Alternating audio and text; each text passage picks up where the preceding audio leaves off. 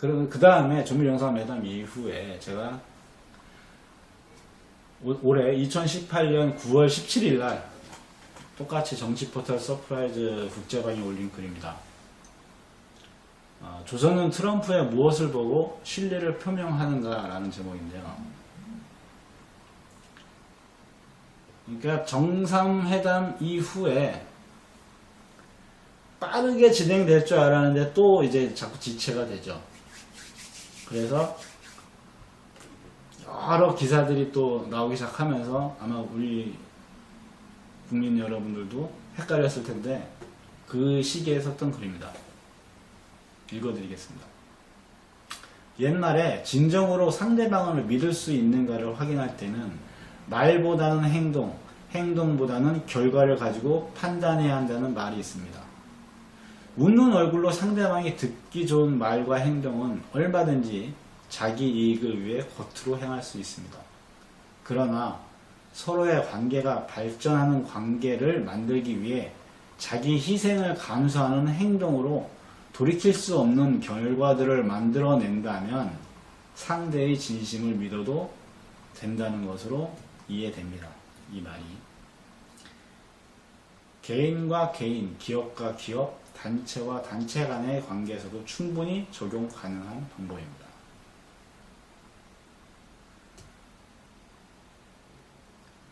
제가 2017년 1월 22일 쓴 글 중에 트럼프는 살 길을 찾고 미 연방은 해체로라는 제목으로 글을 쓴 적이 있는데 거기에 일부 내용이 뭐였냐면, 그러니까 트럼프가 대통령이 된 직후죠. 강경론자들의 주장대로 결정하고 행동해서 박살나는 결과를 온몸으로 경험하며 그 책임을 강경론자들에게 물려라. 2017년 1월 달에 쓴 글이에요. 왜 이런 글을 썼냐면,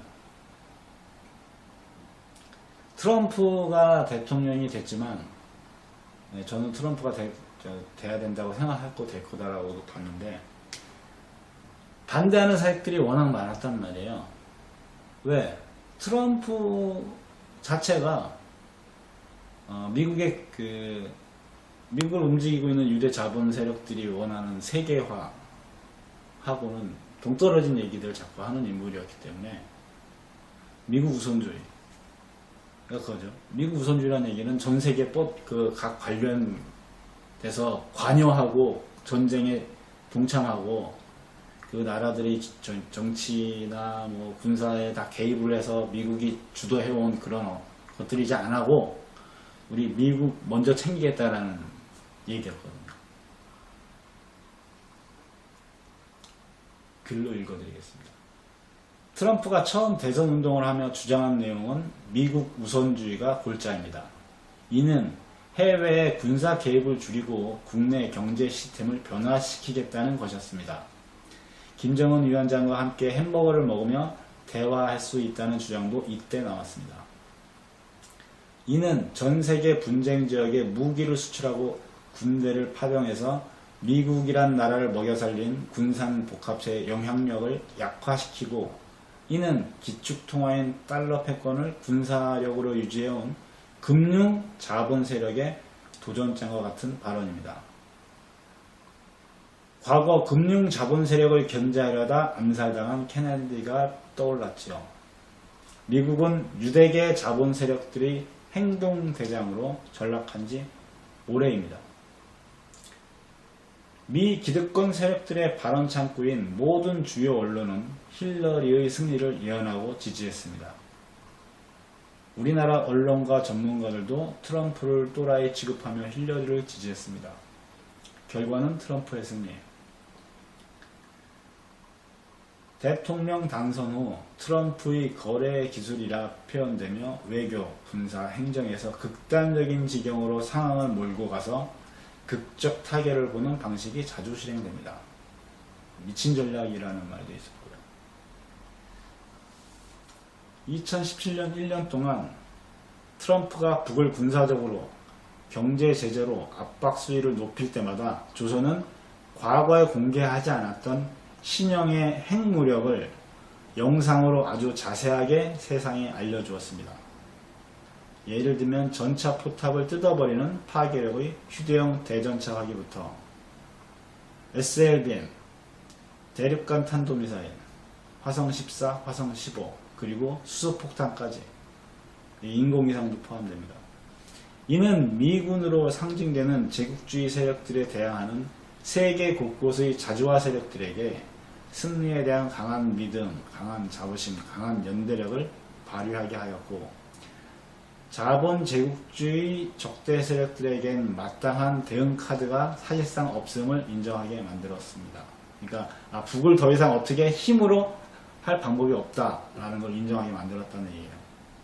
트럼프의 대북 강경 발언을 선전포고로 간주하겠다고 조선이 유엔에서 발표하자 미국은 꼬리를 내리기 시작했고, 한 달 후 조선은 핵무력 완성을 선포했습니다. 과거에는 북을 미국이 대화를 하는 척 하다가 또 이제 무산시키고, 대화를 하는 척 하다가 무산시키고, 그렇지 않으면 한미합동훈련이라는 그 기간에 북을 위협하는, 군사적으로 위협하는 이런 상황들이 많았죠. 그럴 때면은 북에서 미국이 예상하지 못한 어떤 신형의 무기 시스템이 보여진다거나, 아니면 뭐 인공위성이 하나 올라간다거나, 미사일이 하나 올라간다거나, 이런 식으로 그 대응을 했단 말이죠. 그러면 전쟁이라는 게 그렇잖아요. 작전을 짜서 계획을 세워서 저쪽에 전력이 이만큼이니까 우리가 거기에 맞춰서 다 계획을 짜서 이렇게 하면 우리가 이겨 라는 결론이 나와야지 치고 들어가는 건데, 해서 결론을 내서 가는데 자신들의 계산에 없는 새로운 무기가 등장했단 말이에요. 그럼 우리가 계산한 게 잘못된 거잖아요.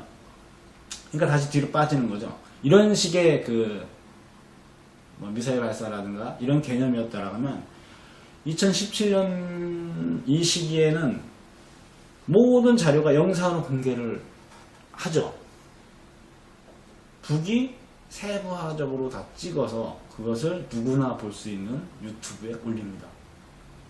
근데 일반인들이 봤을 때는 잘 모르니까 그냥 뭐 하나 쐈나 보네, 올렸나 보네 라고 하고, 또 전문가들이 뉴스에서 나와서 저게 아직 미완성이고 실패한 것 같고 낮게 날았네 이런저런 얘기하면 별거 아닌가 보다 이렇게 생각을 할 수 있지만, 각 나라의 전문가 집단들이 봤을 때는 이제는 북의 군사력이 미국이 어찌할 수 없는 수준까지 올라왔구나.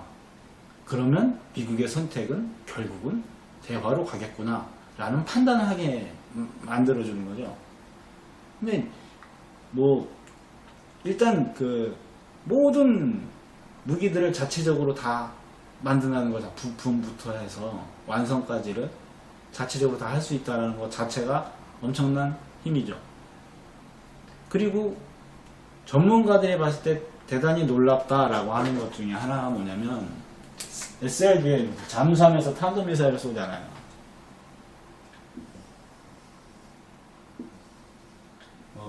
이렇게 생겼다고 치면 잠수함이, 보통 SLBM을 쏠 수 있는 잠수함의 크기는 이렇게 커야 된다는 얘기예요. 이렇게 커야지 여기서 발사관이 있어야지 되는. 왜냐하면 이 무게가 있는 이 미사일이 물속에서 물 위로 솟구쳐서 여기서 점화가 되는 거잖아요.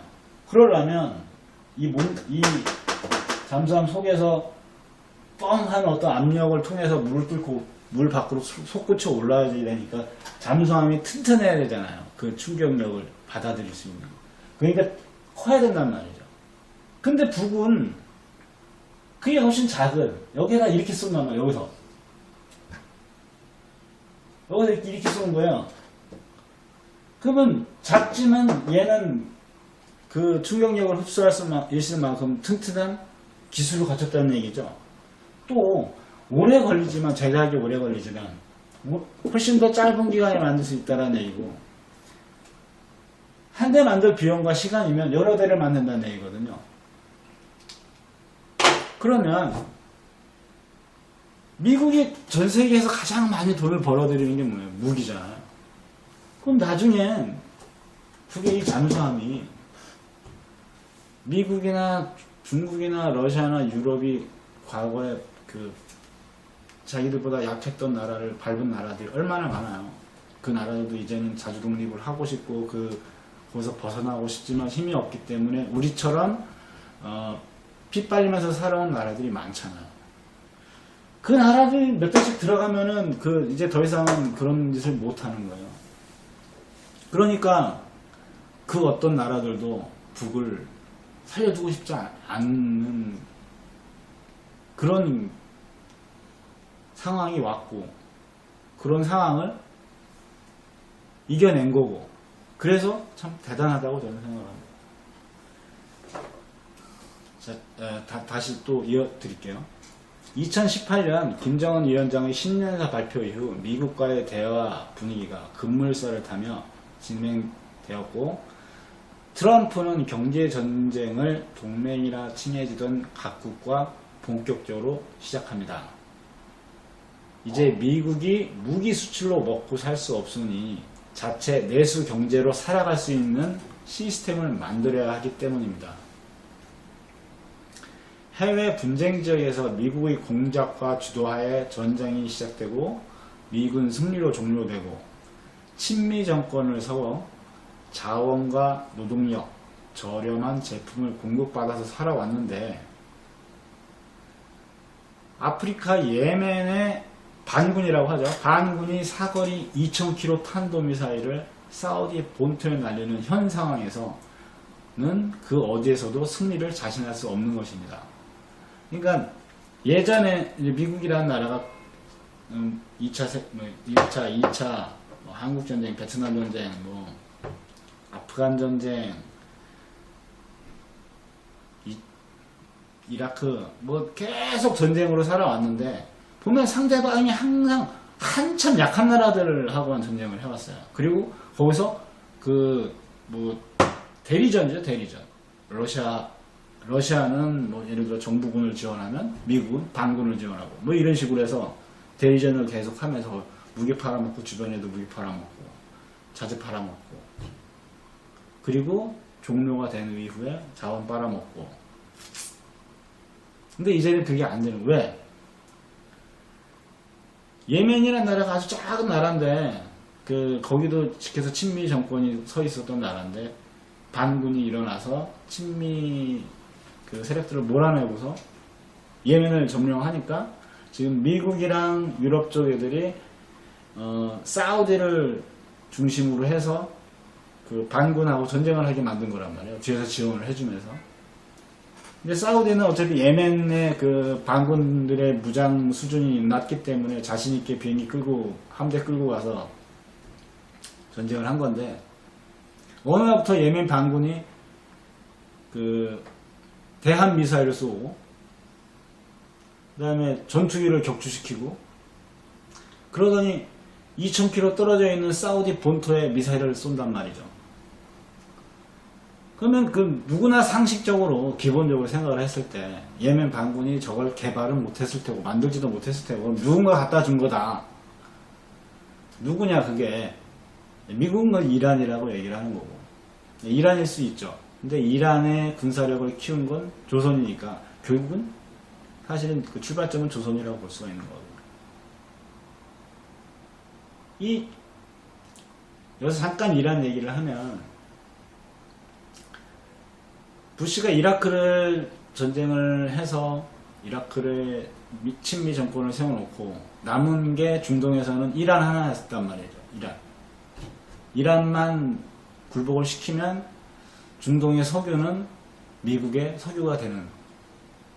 그런데 그때 그 시점에서 이란이 인공위성을 발사하고 지진파가 나오고 하면서 이란을 건드리지 못하죠.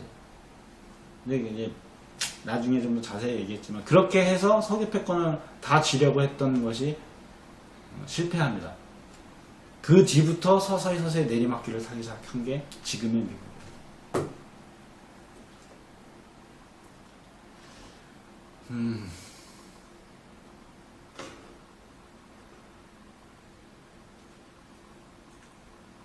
트럼프가 본격적으로 경제 시스템에 손을 대자 미국의 기득권은 트럼프가 과거 미 행정부가 조미 관계 개선을 하는 척 하다가 뒤엎은 전례를 따르지 않음을 확신하고 반 트럼프 공작을 본격화하고 있습니다. 탄핵 이야기가 나오고 참모들의 반대가 공개화되고 있습니다. 이런 위기 때마다 트럼프에 힘을 실어준 것은 조선의 따뜻한 인사와 신뢰 표명이었습니다. 특히 이번 폼페이오의 방북 직전 친서를 통해 트럼프가 방북을 취소하게 한 것은 아주 결정적인 도움입니다. 그러니까 예전에 그런 적이 있었죠. 폼페이오가 방북하겠다고 해서 다 준비를 했는데 트럼프가 아침에 다 소집을 시켜놓고 이래서 안 된다, 가지 마라 라고 하면서 취소를 시켰는데 다음 날인가 이틀 후에 이제 알려졌죠. 북에서 친서를 트럼프가 받고 그것을 취소시켰다. 그 내용입니다.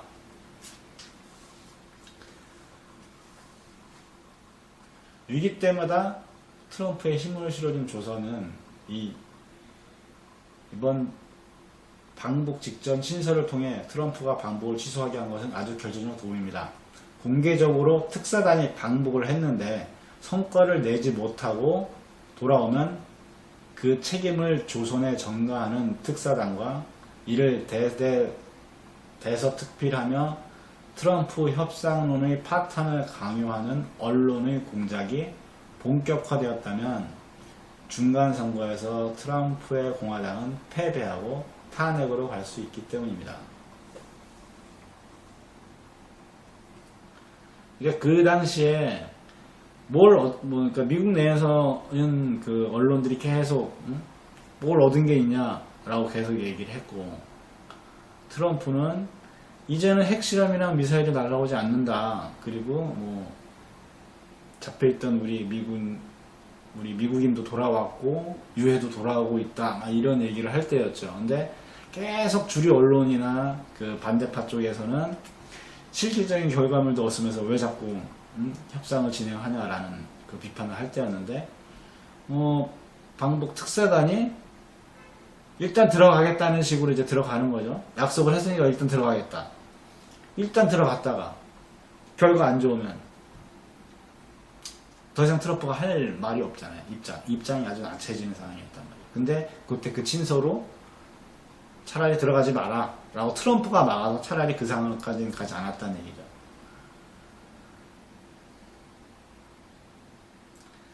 여기서 그치지 않고 남측 특사단 방북 시 중미 대화 상황이 더 악화되더라도 트럼프 대통령은 신뢰를 한다는 지지 입장을 세계에 알렸습니다.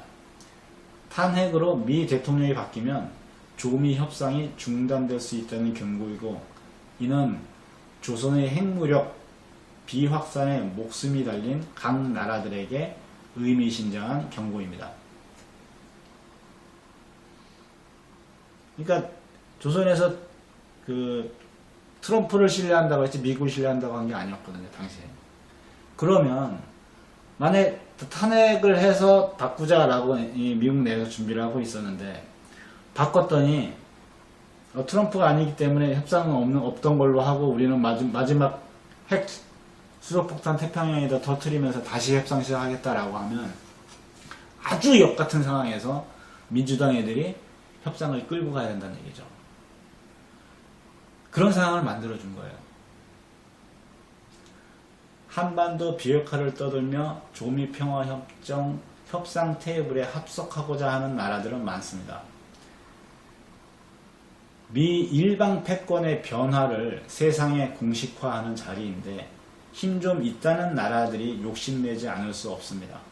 그러나 결국 모두 관중의 자리로 돌아갔습니다.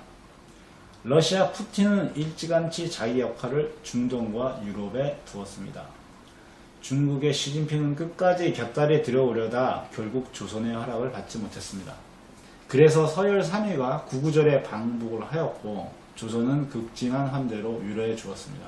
원래 시진핑이 들어가냐 마냐만 했는데 만약에 이 종전 자리든 평화협정 이 자리에 중국이 끼어들게 해줬다라고 하면 시진핑이 갔겠죠. 근데 그 중국을 그 자리에 끼워줄 필요가 없는 거죠.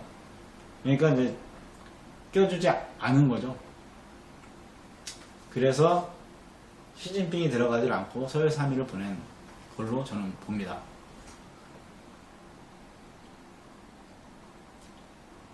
그 직후에 시진핑은 조선반도 문제가 남북미의 문제라 공식 발표하고 관중석으로 물러났습니다. 그러니까 그 직후에 시진핑이 공개석상에서 이런 발언을 했어요. 그래서 그 뒤로는 자기가 중국이 여기에 끼어들지 않겠다라는 의사표현을 명확히 한 거죠. 종전선언과 평화협정은 조선의 이끄는 방향대로 나아가지만 그 속도는 한미일 모두 따라가지 못하고 있습니다. 제가 왜 종전선언 평화협정에 한미일 해서 일본까지 집어넣는 거냐면 일본 새끼들은 모든 그 문제에 다 껴있기 때문에 얘들은 잘못하면 다 죽을 수가 있기 때문에 얘들은 어떻게든 북미 협상을 할 때 끼어 들어가서 협상을 들어서 살 길을 찾아야 되는 애들이에요. 정부는 따라가려 한다 해도 이 땅의 기득권 세력들은 모든 수단 방법으로 지체시키려 하고 있습니다. 이 땅의 기득권 세력들은 이제 뭐 일반적으로 적폐, 친일 매국노, 교묘하게 통일의 어려움과 불이익이 있을 수 있음을 암시하거나 공개적으로 반대하는 유튜브 채널들이 늘고 있습니다. 공식 언론에서는 일부러 상황을 꼬아서 중구난방으로 떠들어 불안한 심리를 조장하고 있습니다. 이런 시기에 우리는 목표를 어디에 두고 무엇을 어떻게 할 것인지 각자의 고민과 노력이 필요한 시점입니다. 이런 고민들을 하다가 방송을 생각하게 됐습니다.